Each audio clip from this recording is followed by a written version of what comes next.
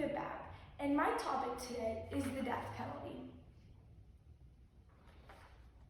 Since 1976, there have been 1,540 executions in 34 states.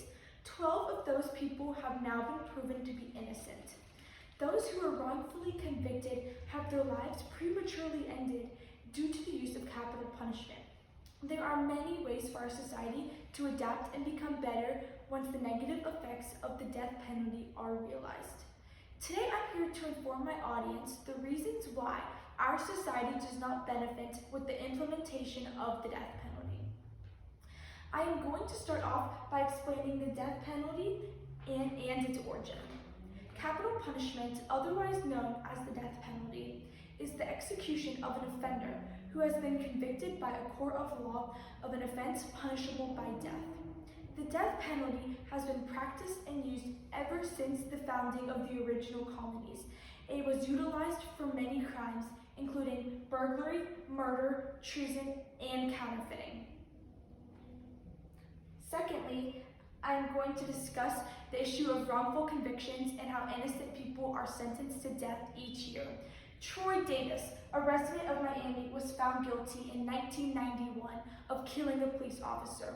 He was only found guilty based off of the testimony of eyewitnesses because there was no physical evidence linking him to the crime.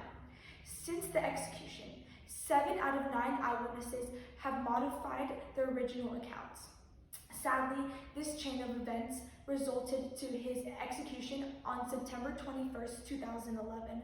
Troy Davis is not the first person who has been imprisoned and afterwards found innocent. Some of the reasons for wrongful conviction include faulty eyewitness identification, prosecutorial misconduct, botched investigations, and destroyed DNA evidence.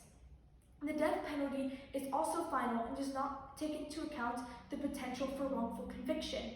With more precautions are put into place, lives will start being saved and our society will continue to advance.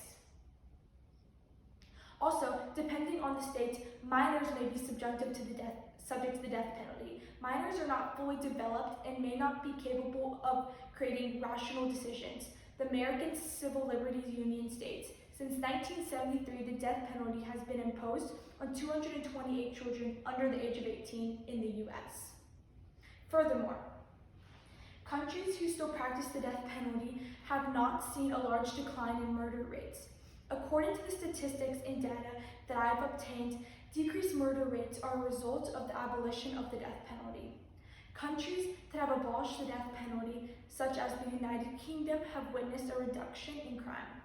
According to the Death Penalty Information Center, murder rates in 11 countries that have abolished capital punishment, finding that 10 of those countries experienced a decline in murder rates in the decade following abolition, including Bulgaria, Poland, Serbia, Estonia, Latvia, Ukraine, South Africa, and Georgia, Albania. Furthermore, the death penalty does not have the intended effect of deterring crime. According to the research that I have gathered, many people that commit crimes are not held back by the fact that they could be sentenced to death.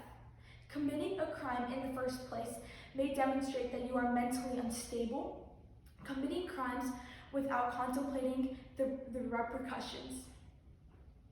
Futuristically, the death penalty has no deterrent effect in committing crime, and the whole idea of the death penalty is to condemn people for a crime they have committed, and this does exactly the opposite.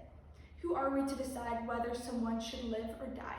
As the 8th Amendment states, excessive bail shall not be required, nor excessive fines imposed, nor cruel and unusual punishments inflicted. Capital punishment relates back to the 8th Amendment and violates what it stands for. Killing a person is cruel and unusual and does not represent what the Constitution stands for. Political policies have developed to match modern realities, and with that comes the knowledge that the death penalty does not assist our society in any manner, shape, or form.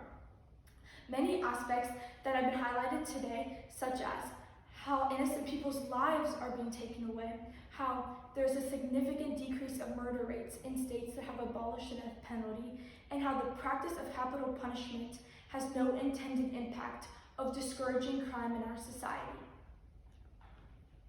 After completing my research on the negative effects of the death penalty, I have learned about alternative forms of punishment that make a great substitute for the death penalty.